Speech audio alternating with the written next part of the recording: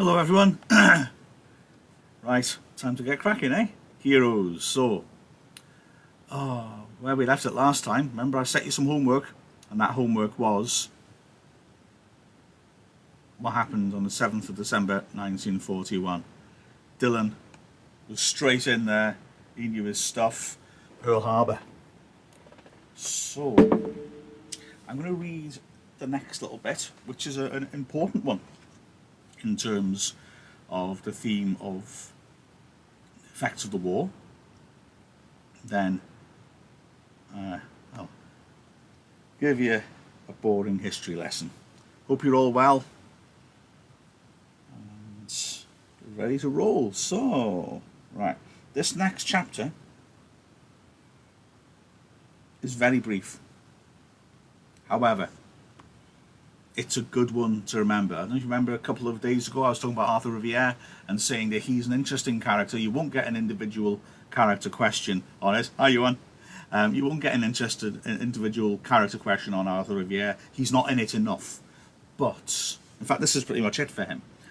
But the theme of war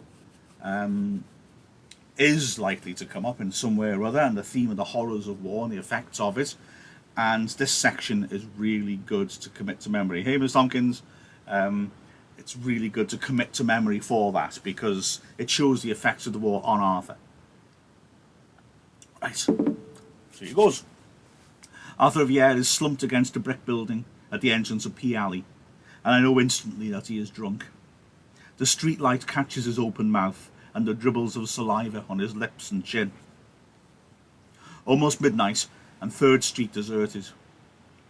Restless in the tenement, I decided to walk the streets, telling myself that it was possible for Larry LaSalle to show up in Frenchtown at night as well as during the day. Arthur Riviere blinks as he sees me approaching.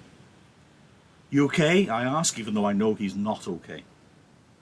He regards me with bloodshot eyes, his lips turned downwards like the mask of tragedy high above the stage at the Plymouth.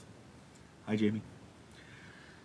"Nobody talks about the war," he mutters, trying to focus his eyes, and finally finding the focus. And now his eyes drill into mine, the bleariness gone. They talk about GI Bills and going to college and getting married and joining the cops or the firemen, but they don't talk about the war. I place my arm around his shoulder to support him as his body threatens to slide down the wall.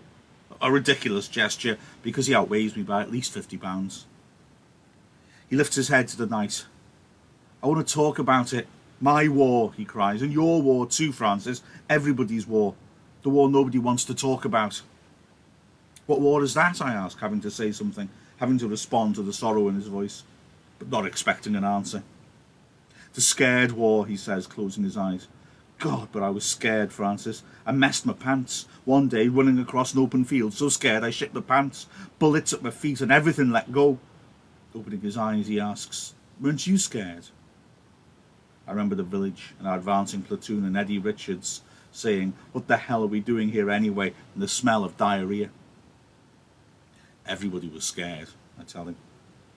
"Heroes," he scoffs, his voice sharp and bitter, all signs of drunkenness gone. "We weren't heroes. The Strangler in his scrapbook. No heroes in that scrapbook, Francis. Only us, the boys of Frenchtown. Scared and homesick and cramps in the stomach and vomit. Nothing glamorous like the write-ups in the papers or the newsreels. We weren't hero. We were only there." Closing his eyes, he again slumps against the wall, as if the words he's spoken have used up his energy. Shadows loom in the alley's entrance, and I look up to see Armand and Joe silhouetted against the lights of 3rd Street. "Poor Arthur," Armand murmurs, coming forward, placing his arm around him, touching his face lightly. A deep snore flares Arthur's nostrils, flutters his lips. Poor all of us, I think, as I watch them lurching away, with Arthur Riviere between them. A cold wind buffets the buildings and sends me hurrying back to Mrs. Belander's tenement. It's a very short chapter, but I think you can see why I was drawing your attention to it. I mean, alright, the effects of war first. Arthur, as you can see, tries to put on this brave face and be one of the lads in St. Jude's Club. But He's not happy, is he? He is haunted by it all, and really he finds that frustrating. He says everyone talks about getting on with their new lives. No one talks about what happened to them, and he's suffering because of that. People should talk about it. They should tell the truth, he says, because then, he says he wants to talk about my war and your war, Francis, everybody's war, the war nobody wants to talk about. It's people trying to just move on and get on with their lives, but he's saying, no, we need to examine this. Psychological, isn't it? You've been through something traumatic, you need to talk it through. A bit like of mice and men, isn't it, really, in a way? The idea of talking to other people about your emotions helps you to process them, keeps you a better person. Or in this case, a person who has better mental health. But then also the horror he describes of the war. He says that he poos in his pants, doesn't he? Because he's scared. Everything let go. Remember, we also had Eddie Richards in the last bit with his diarrhea. So, you know, the image of the hero, big muscly soldier hero marching into war is then counteracted by them saying this is what it was really like. People who were kids who were terrified, pooing their pants out of fear, terrified. Yeah. And then that big speech he makes, heroes. We weren't heroes. The Strangler in his scrapbook. No heroes in that scrapbook, Francis. Only us, the boys of Frenchtown, scared and homesick and cramps in the stomach and vomit. Nothing glamorous like the write-ups in the papers or the newsreels. We weren't heroes. We were only there. Yeah? So, questioning the whole nature of heroism. We weren't heroes. We were just there. We were just thrown into that situation. There's no heroes.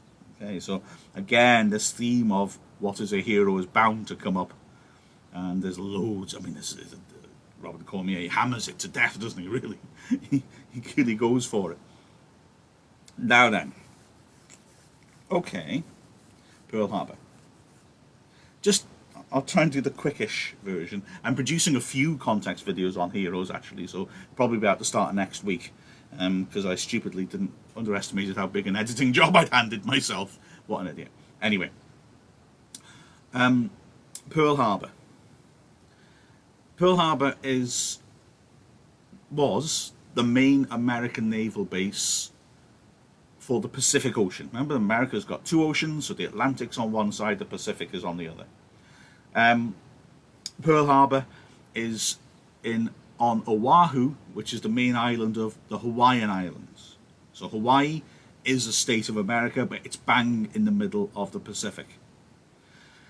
And that was where the American fleet was based for the Pacific. Now, America doesn't join the war at the start. 2 years later, they're still not in the war. And the reasons for that, quite simply, if you think about it, are that European Americans, so all white Americans, had come over from Europe. Well, that's what later people come from other places, but from Europe primarily. And the reason most of them went there was to get away from Europe. So when Europe starts having wars, people who've moved to America say, yeah, well, this exactly, Europe keeps fighting itself. We don't want to be part of that. That's why we moved to America. Pretty sound logic, really, isn't it? And so America doesn't want to get involved. Plus, remember, it's only after the Second World War that there's actually jet planes. So people in America are really massively isolated. It's about 4,000 miles either way, across both oceans before you hit land. America is away from everything. Canada to the north. Canada, let's be honest, is not a threat. Mexico and South America to the south, they do fight a war with Mexico at the start of the 20th century. It's a pretty one-sided affair. So America feels totally safe. No one's going to attack them. There's no bombers that could reach that far. And an awful lot of Americans went to America, or their ancestors did, in order to get away from Europe fighting itself all the time. So when the First World War starts, America doesn't join for 3 years, and then only joins because the Germans rather stupidly torpedo an American cruise ship, and that draws the Americans in. And then they don't join in the Second World War until Pearl Harbor, because Japan is a threat to America in the Pacific. Japan wants to take control of the Pacific, and they launch a surprise attack on America. The logic of this attack was good. It was, America's not expecting this. We attack Pearl Harbor, we destroy the entire Pacific fleet, and then we have control of the Pacific. And it works up to a point. America doesn't see it coming, it's a hell of a shock, and they destroy all the ships pretty much in the harbor. What the Japanese intelligence hasn't told them is that half the American fleet are out on maneuvers. So they've actually only destroyed half the American fleet. This draws America into the Second World War. But I just want to emphasize, because this is the key thing for this book, it's a hell of a shock for Americans. All right, America has been involved in wars before, but it's never had war on its own soil like this. The idea of America being attacked, no one in America really thinks it's ever going to happen, because of what I said before, they are amazingly isolated. So it's a real punch in the guts. It's a hell of a shock for the whole country. And America, you might argue, has some sense of innocence, just thinks we don't have to get involved in anything like this. And then suddenly, bang, the Pearl Harbor sucks them into exactly that situation. The obvious comparison, although if you're a student now, you were too young to recall it, or you wouldn't have been born, is the attack on the Twin Towers in New York in 2001, which was I mean, that was, even by that point, 2001, America had never really been attacked on the mainland, and that was one hell of a shock, I mean, to everybody around the world, but certainly to the Americans, the idea that we're not even safe on mainland America. I don't know if you saw that last week, that drama quiz about the people who cheated on Who Wants to Be a Millionaire. But the day they cheated was the day before the attacks on the Twin Towers, and it shows in that like it's a big issue, the cheating, but then the next day it's completely wiped off everyone's mind because everyone is so stunned when they see what's happening on the news in New York. So that was a big shock, and Pearl Harbor is a big shock. It's a loss of innocence in a way for America, a country who felt they could just stay out of everyone else's rubbish and just live their own lives. Right, sorry, history lesson over. Let's crack on. But it's important to know that, although some of the reasons why will develop as the book goes on. Larry LaSalle was one of the first French town men to enlist in the armed services, announcing his intention on Monday afternoon, a few hours after President Roosevelt's address on the radio declared that a state of war existed between Japan and the United States, following the Japanese attack on Pearl Harbor. Patriotic fever, mixed with rage over the sneak attack in the Pacific, ran rampant through the streets of Frenchtown, and according to radios and newspapers, throughout the country. Recruiting offices were immediately thronged with men and women answering the call to fight for their country. Larry LaSalle stood before us that afternoon at the rec centre, the movie star smile gone, replaced by grim-faced determination. "Can't let the Japs get away with us," he said, anger that we'd never seen before flashing in his eyes. As we were about to cheer his announcement, he held up his hand. "None of that, kids. I'm just doing what millions of others are doing." Larry's action became for us the beginning of wartime in Frenchtown. Other enlistments followed as fathers and brothers joined the armed forces. People gathered daily in Monument Square to say goodbye to the men being carried by buses to Fort Delta, to enlist in the Army and Air Force, and by train to the headquarters of the Marines and Navy in Boston. The Frenchtown factories went on 24-hour schedules as they began to manufacture material for the war effort. "We don't make guns and bombs," Uncle Louis said at supper one night, "but our men need everyday things, combs and brushes, buttons, knives and forks. Life goes on, even in the service." I'd heard rumours that the Monument Comb Shop, where Uncle Louis worked, was producing secret material in a secret section of the factory. He lifted a gnarled finger to his lips. "Shh," he said. A thrill went through me. "A wartime secret in Frenchtown. Should we be on the lookout for spies?" Larry LaSalle's enlistment caused the rec centre to close for what people now called the duration. The kids of Frenchtown hung out in St. Jude's schoolyard or in front of Laurier's drugstore. Within a short time, the absence of young men on the Frenchtown streets was noticeable. At the Sunday Masses, Father Balthazar prayed from the pulpit for the safety of our men and women in the service. Women too had begun to show up in uniform. They were called waves and spars and walked the streets with a pride in their step that hadn't been there when they were shop girls in the factories. Young people and women took over some of the jobs in stores and factories.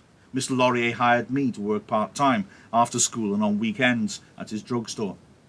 I ran errands, swept the floors, took out the rubbish and filled the shelves of stock from the back room. My special pleasure was stocking the candy cases of Tootsie Rolls, butterscotch bits and the big 5-cent candy bars like Baby Ruth and Mr. Goodbar. Mr. Laurier, always suave and dapper in his white shirt and black bow tie, paid me $2.50 a week and treated me to a chocolate frappe on Saturday afternoons after handing me the money. Nicole Reynard dropped into the drugstore once in a while. She sometimes lingered after picking out her favourite candy, butterscotch bits, 3 for a penny. She too had discovered the Monument Public Library and told me how she wept as she read the final pages of A Farewell to Arms. "That's my favourite novel," I said. "Have you read Rebecca?" she asked. "No, but I saw the movie," I replied, amazed that we were carrying on a normal conversation. "I did too, but I liked the book better," she said. "Which do you like best, movies or books?" "Both," I said. "Me too." And then a sudden silence, but a good silence, as she offered me a butterscotch bit. Taking a deep breath, I said, "Would you like to go to the movies sometime?" The earth paused in its orbit. "That'd be nice," she said at last. He's got brave enough to ask her out on a date and she said yes. Oh, it's so cute, isn't it? Oh, the innocence of them. Oh, it's so sweet, especially of Francis. Oh, but, oh, bless him. That's sweet. He's done it. Good boy. You see, call me what he's doing here, character development, and that he really makes us love shy little Francis with his insecurities and his cuteness, doesn't he?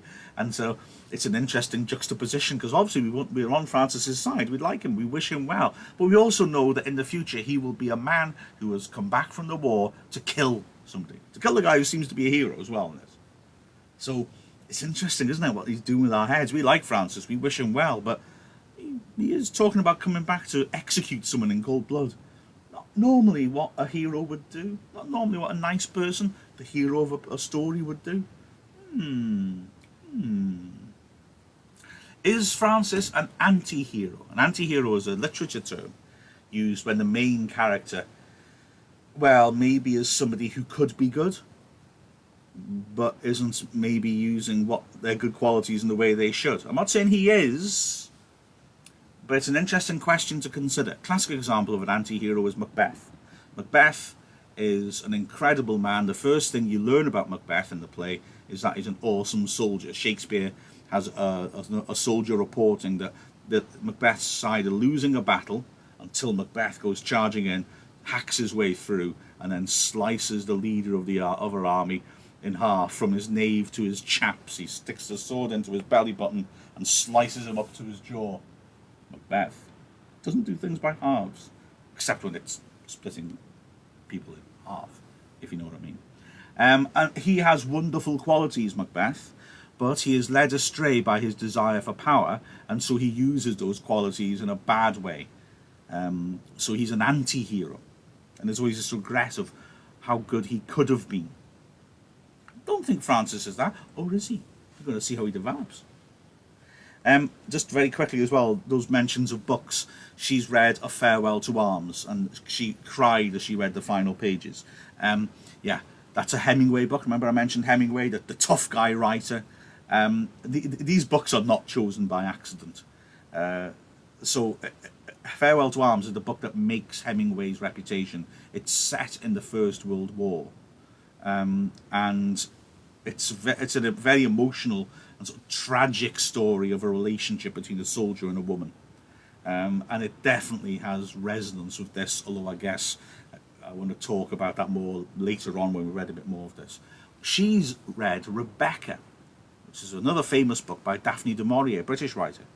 And Rebecca is a book about a woman who marries a man whose wife has died, and when she marries him finds that the husband and the whole household are obsessed with the first wife, and it's almost like she haunts that relationship. So it's a strange sort of freeway, uncomfortable relationship, which apparently was based on Daphne du Maurier's real life, because she was always jealous of her husband's first or previous relationship, which she felt wasn't really properly over, and that he was still obsessed with the other woman.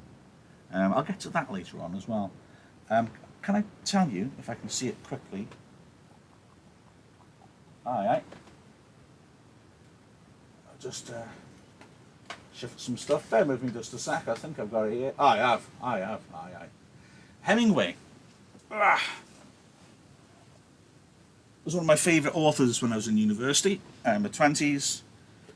Although I've got to say, I read him with a bit of common sense.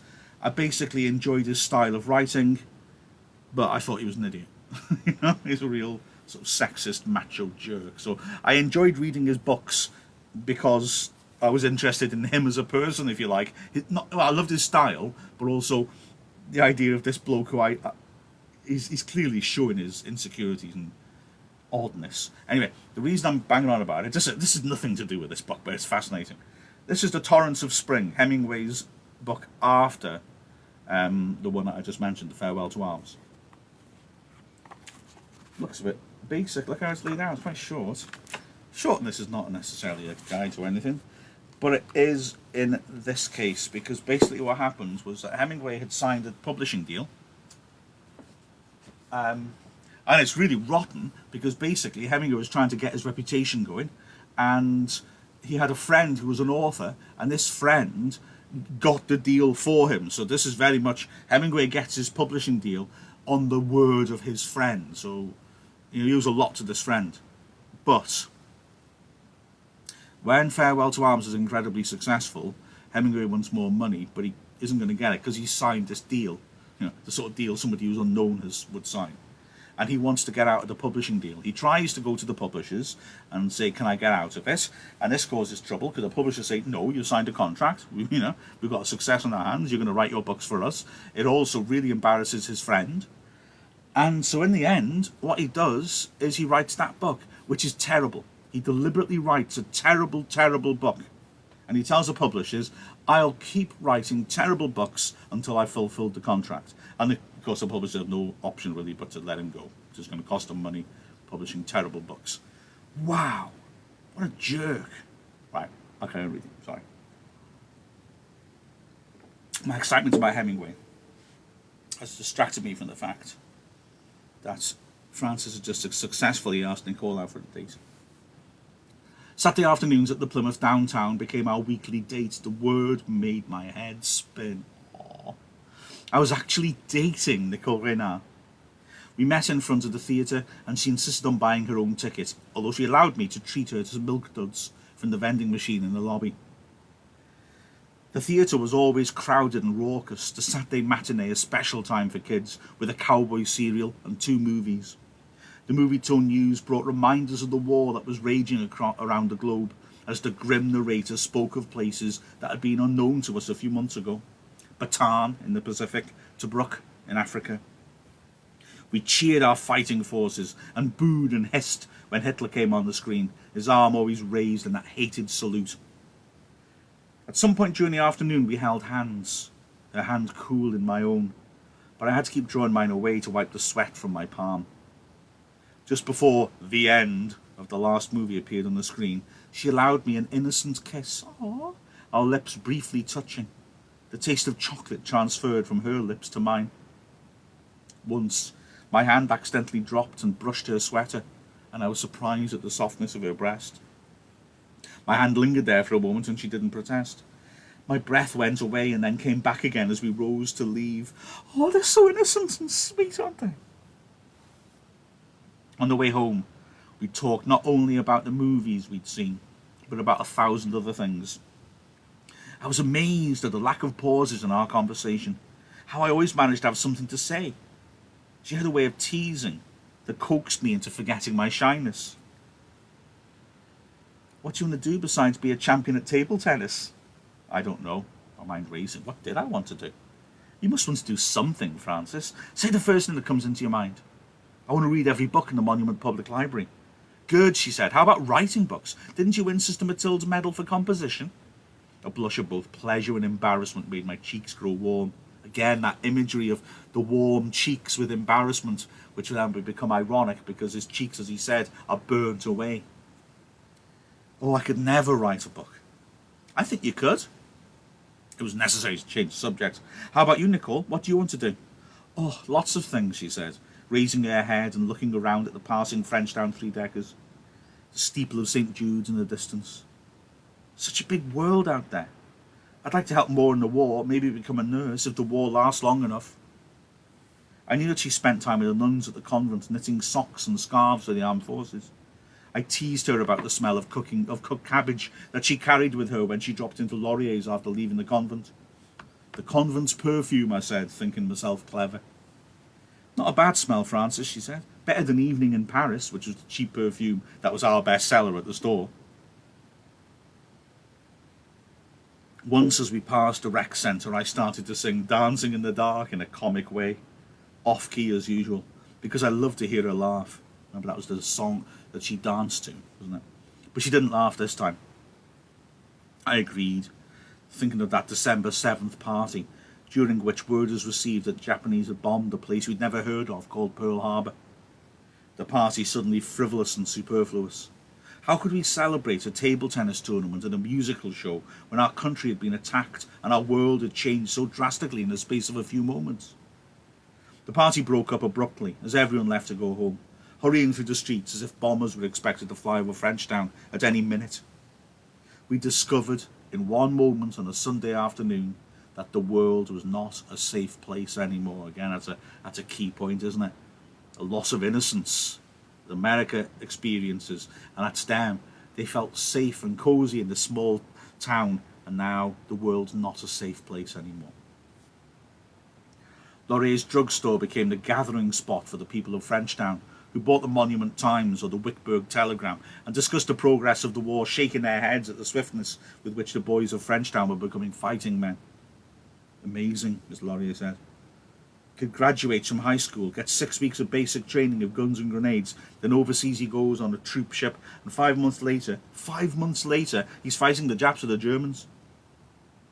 The small red radio on the shelf near the soda fountain blared the news of the day, between wartime songs like Rosie the Riveter, which celebrated the working women in the war factories, and the White Cliffs of Dover, about the cliffs the flyers saw as they returned to England after bombing raids over Europe. Every day, page 5 of the Times carried stories and pictures of our fighting forces, often announcing medals awarded for valour on the battlefields. Did you hear about Larry LaSalle? Nicole asked breathlessly, rushing into the store one Tuesday afternoon. Although she was speaking to me at the candy counter, the customers turned and listened, and a deep silence fell on the store. He saved the lives of an entire platoon, she announced. Captured an enemy machine gun nest. It was on the radio. The following Saturday afternoon at Plymouth, we were stunned to suddenly see Larry LaSalle featured in the Movie Told News. He was unshaven, face gaunt and drawn, eyes sunk deep into their sockets. But it was our Larry LaSalle, all right. Cheers filled the air. Feet stomped the floor, almost drowning out the voice of the broadcaster. A New England Marine is one of the great heroes of Pacific action, receiving the Silver Star. And again, cheers and applause rocked the theatre, drowning out the rest of the commentary. That night and the following day, the people of Monument jammed the Plymouth to see the town's first big war hero on the silver screen. Okay, so Larry is a big war hero. He's a hero to the town anyway, for what he does for the kids. He's a hero to those kids whom he inspires and encourages. And now he actually is a bona fide war hero. Why does Francis want to kill him is the question that keeps coming into our heads then.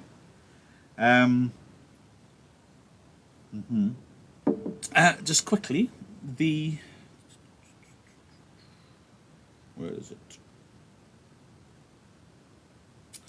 Okay, I've totally forgotten what I was going to say. But I will say to you then, while I try to remember, names. Remember I said Nicole Reynard. Reynard is French for fox. Other French names. Now, Larry LaSalle Larry, The Room. Doesn't seem to mean anything. Francis Cassavant. Now, apparently, this is a bit obscure French. Casa avant, like a house on the edge of town sort of thing. But I think that's more slangy. But, Robert Cormier, he's got a French name. He obviously may know this as something. Also, and this is odd because I don't see how this could be a coincidence, but I can't see the link. His full name, as we learn in the first line, Francis Joseph Cassavant. Joseph Cassavant, with one S, not two like Francis spells it, was a Canadian organ builder who was famous for being like one of the best in the world, making organs for churches. And when he died, his family took over, and it still exists. This company was founded a couple of hundred years ago. It was from Quebec, which is the other side of the border from the fictional town Monument. I'm struggling to see the link. I'll be honest with you. I'm struggling to see the actual link, but I feel there's something there. So, I also have, and I'll talk about this later, a mad theory about a link between the names Cassavant and LaSalle, but I think I might be stretching it a bit. I don't want to waste your time with it now. Now, what the heck was it I was going to say a moment ago? It's not come back to me. Interesting that she's talking to him about what you want to do in the future, and the war's on. Oh, hang on. Movie tone. That's it. Cinema. Very quickly. Cinema then was not like it is now. It's not like you go watch a film, come home. In those days, cinema was... there was no television. So that's your only visual entertainment. Radio was a much bigger thing then, but cinema is your visual entertainment. So, basically, people would go, they talk about the matinee, that'd be like a Saturday morning show. People will go, and as you said there, you'll have a serial. So used to have these like 20-minute serial. They used to show when I was a kid on TV in the mornings. They're corny, sort of melodramatic serials like Flash Gordon, the Rocket Man, all these sort of heroes, with cliffhangers at the end that would be resolved the next episode. And you'd have two films. So you'd be in there for quite a while. All the films didn't tend to be super long, usually about 1.5 hours maximum. And they'd also have the news. The movie tone news is a real thing, which was started in America and then continued in Britain as well. Actually continued in Britain longer than it did in America, which was a short news bulletin. So you'd go in there, you'd settle in, you'll watch the little exciting 20-minute drama, you'll watch the news, you'll watch two films. Yeah? And this was a big thing, and kids, supposedly, would always be Saturday morning, you go to the cinema, just like Francis and Nicole do. This is common in Britain as well. In fact, my dad tells awesome stories about this. He comes from Bryn Teg, and he said there used to be a cinema in Bryn Teg. And he said that the owner was very sort of fussy, and he wouldn't start the films until all boys were on one side of the theatre and all girls were on the other side of the theatre, because he didn't want the boys and girls sitting anywhere near each other in the dark. So he wouldn't start anything. He'd stand at the front and he'd make sure that the audience was completely segregated. Then he'd go off into the projection booth and start the film. And my dad said, he's only a little, 10 or whatever at the time, he said that he'd then feel against your legs all the lads creeping over on their hands and knees to the girls' side so they could be with the girls. So that cinema building is no longer there, because it was hit by a bomb. There's a bus shelter in the middle of Bryn Teg with a field behind it, and that's where the cinema was, and the bus shelter is partly made out of the remaining wall of the cinema, fab fact. So that was destroyed in the Second World War. That culture carried on for a little bit. There used to be a lot of cinemas in Wrexham. You may be aware the Hippodrome in the middle of town, the Hippodrome building, was a very historic building. That is like, oh God, how do I describe that? It's like on the, rather than go to where TJ Hughes was, you sort of turn right and there's a big brick building there. Also the Seven Stars pub next to that apparently used to be a cinema. There used to be quite a few cinemas because that was the visual entertainment. I've waffled on about quite a lot today, haven't I? I'm going to read one last section and then we'll go, okay? So back to Francis after the war now. I haven't always worn the scarf and the bandage. In the hospital in England, on its grounds and in the surrounding countryside, I enjoyed the sting of air on my flesh once the bandages were removed. I barely glimpsed myself in mirrors, windows or glass doors until the day I went on a 3-day pass in London.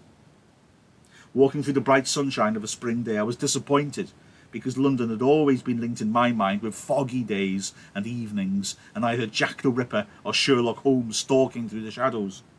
I headed for Baker Street, hoping to find 221B, even though I knew that address existed only in the stories of Conan Doyle. So Sherlock Holmes is written by Conan Doyle. That's where Sherlock Holmes lives, 221B, Baker Street, an imaginary address. As I walked along, I became aware of people coming upon me and turning away or giving me wide walking space. A small boy holding his mother's hand suddenly cried out and pushed his face into his mother's skirt. I wondered what had scared him until I saw him peeking at me again with one big eye before bursting into tears. I shrank against the side of a building and made my way to the plate glass window of a pub, where among the advertisements for pints of ale and kidney pies, I saw what the boy had seen. My face. No face at all, actually. The nostrils like the snout of an animal, the peeling cheeks, the toothless gums, my jaw and mouth jammed together as if by invisible clamps.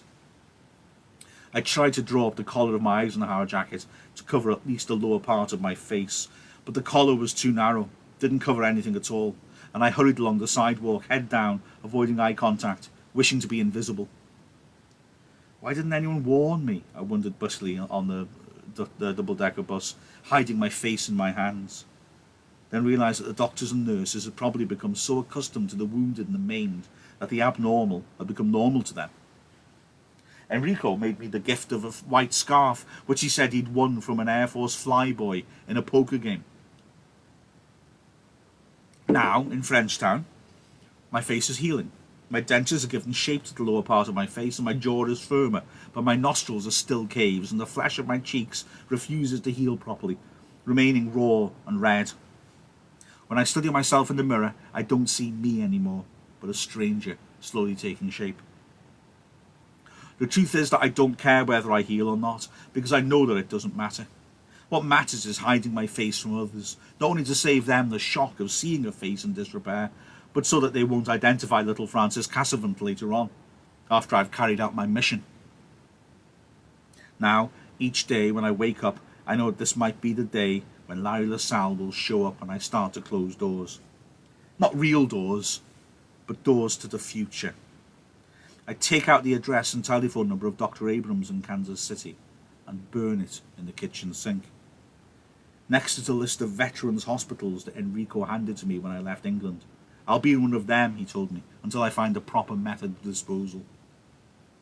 I knew what he meant by disposal, because I'd already planned my own method after my mission was completed. I watched the flames eating up the list of hospitals. Goodbye, Enrico. The smell of ashes fills the air, a damp incense burning for Larry LaSalle's homecoming, his second homecoming. Closing my eyes, I think of Nicole and how his first homecoming during the war changed our lives forever. Playing with our emotions again after that sweet bit about them dating, we then move forwards, and Francis saying that his intention is to kill Larry LaSalle and then kill himself. The proper method of disposal is the phrase that his friend Enrico, remember Enrico, who's only got one arm, no legs, one arm. Enrico says he'll be in the hospitals, one of those hospitals on the list, until he finds the right way to kill himself, because he can't go on. So again, the effects of war, these horribly injured people, he can't cope. He's going to kill himself. And then Francis says the same thing. He feels his life isn't worth living anymore. He's going to kill Larry and then kill himself. So, wow, that's grim. And then he talks about how when Larry LaSalle came home the first time after during the war, it changed Nicole and his lives forever. Okay, need to contemplate that over the weekend. I realised when I did of Mice and Men that lessons over the weekend are fairly pointless because a lot fewer people attend them. So I'll pick this up again on Monday. And if you've got any questions, throw them at me now, or throw them at me while I play the music for 5 minutes or so afterwards. But thanks very much again, everyone. It's always a pleasure to read to you. You know what? I like reading this book. All the books in literature are good, to be fair. But I'm getting weirdly excited about when I finish this, because I've decided I will do an Inspector Calls, the third book. I'm still not totally sure how. It's a play. I've never actually read it out loud, because obviously in class I'll get pupils to read the parts. How am I going to do this? I don't know. I can't just read them all. So I'm trying to think. At the moment, I'm favouring some sort of sock puppet option. So any ideas, let me know. But right, I guess that's me for the day. I'll see you on Monday. Okie dokie. Adios, muchachos.